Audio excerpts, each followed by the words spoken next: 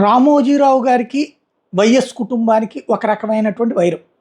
వైఎస్ని సుదీర్ఘకాలం పాటు ఆయన వ్యతిరేకంగా వార్తలు రాశారన్నటువంటి కోపం వైఎస్కు ఉండేది. ఆ తర్వాత వైఎస్ అధికారంలోకి వచ్చిన తర్వాత ఆ రెండు పత్రికలు అంటూ బహిరంగంగా మాట్లాడటం ప్రారంభించారు. మరొక వైపున రామోజీరావు గారి ఆర్థిక మూలాలు దెబ్బతీసే చర్యలో భాగంగా మార్గదర్శి చిట్ ఫండ్స్, మార్గదర్శి ఫైనాన్స్ ఇష్యూస్ మీద హైలైట్ చేయడం, ఫైనాన్స్ సంస్థ క్లోజ్ చేయడం జరిగింది. ఆర్థిక పరమైనటువంటి వ్యవహారం అప్పట్లో నడిచింది.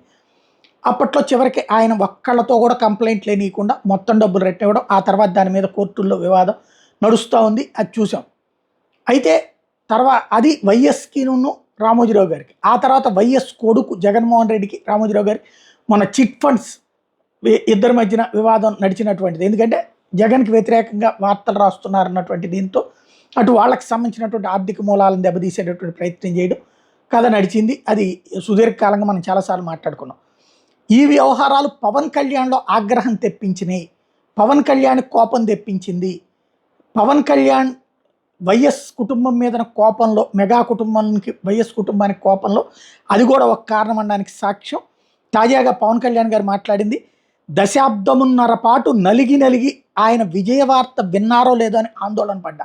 దశాబ్దమున్నర అంటే జగన్ అయితే 5 ఏళ్ళే, దశాబ్దమున్నర అంటే 15 ఏళ్ల క్రితం అంటే రాజశేఖర రెడ్డి.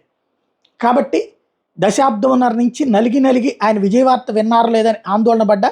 రామోజీ గారు ఆంధ్రప్రదేశ్లో విజయాన్ని 24 గంటల పాటు సంపూర్ణంగా ఆస్వాదించారట.